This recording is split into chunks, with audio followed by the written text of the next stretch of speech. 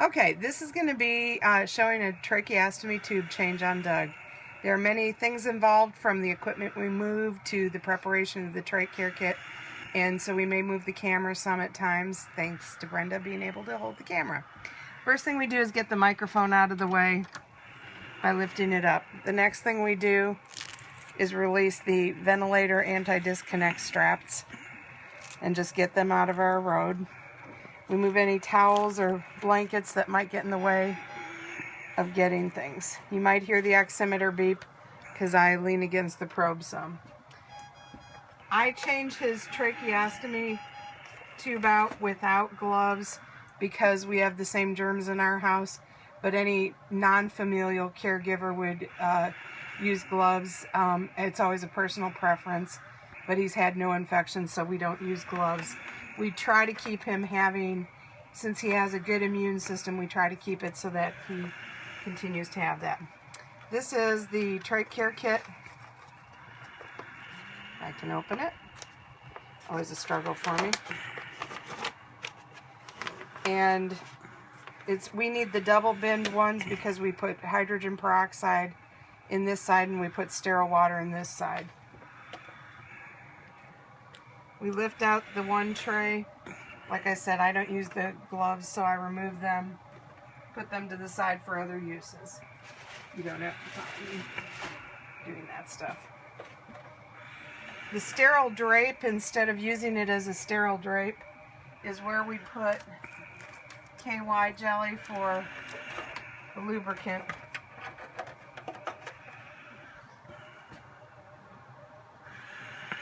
For the tracheostomy tube that we'll be placing in. We'll end up just kind of rubbing it on there. The next thing I do is I get out an extra cotton tip applicator because they only come with 2 in the set, and we like to use 2 on each with peroxide and the sterile water. Peroxide's obviously in the brown bottle.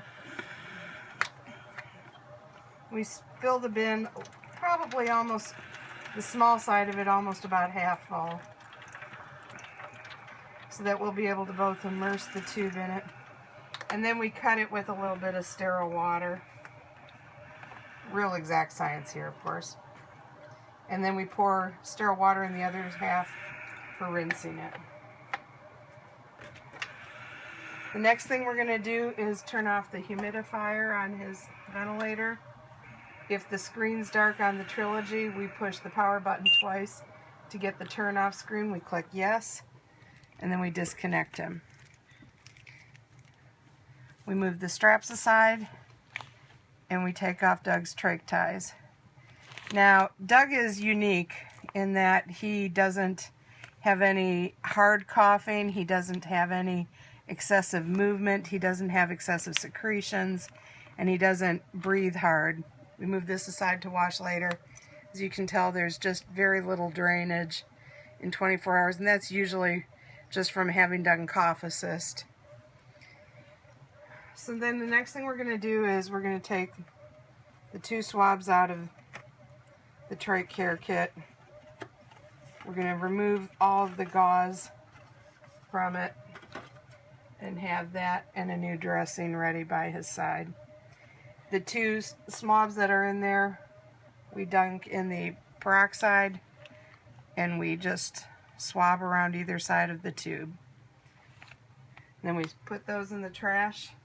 I keep the trash bin open during this time so I can just toss them. We have a unique way of doing this. We fold a 4x4 in half, dunk it in the peroxide, just the tip of it, so that the 2/3 of it stays dry. And we come around and we just kind of pull real hard against to kind of use some friction to clean as well as everything else. And I don't know if you can see me just pulling it around. And then drying with the dry side. That removes most of the hydrogen peroxide. Then, to be sure that, because peroxide is slightly corrosive, It's a cleaning agent, but it also kind of burns a little if it will. Then we clean with the sterile water. Just rub around to make sure, again, there's no discharge. But if there was, you would note what it looked like.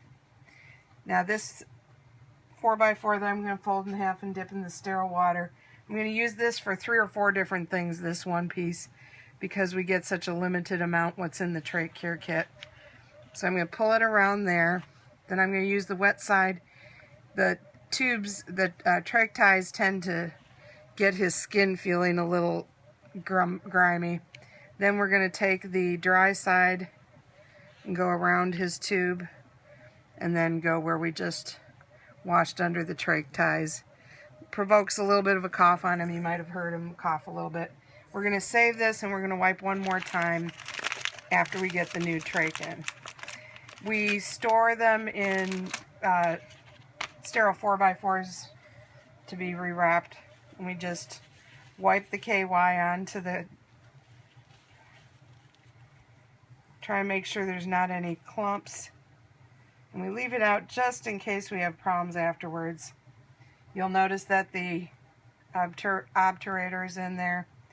And basically all we do is we pull one out with one hand, stick the other one in with the other hand, and pull out the thing.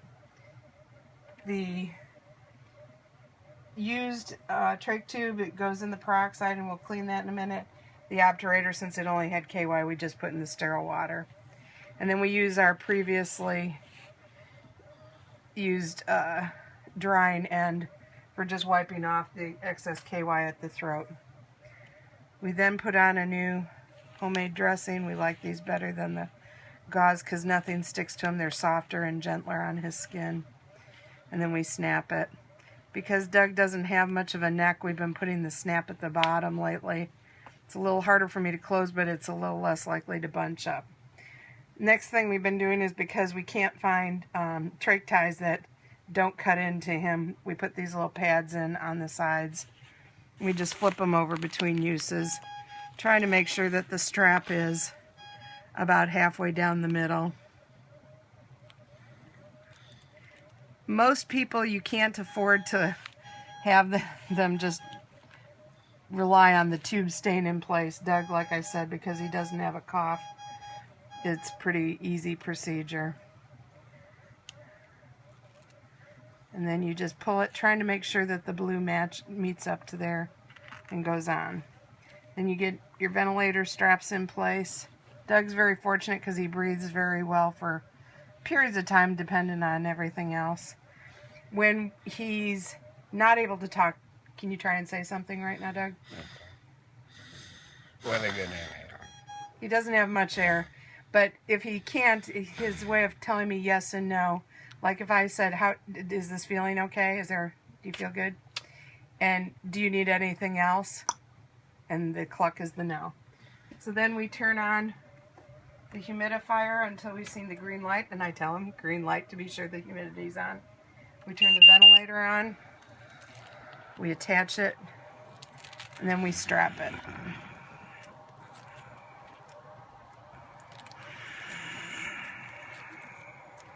And there you have seen a tracheostomy tube change. Very easy. How do you feel, Doug? Very good. And cleaning the trach. We'll do that separately. Okay.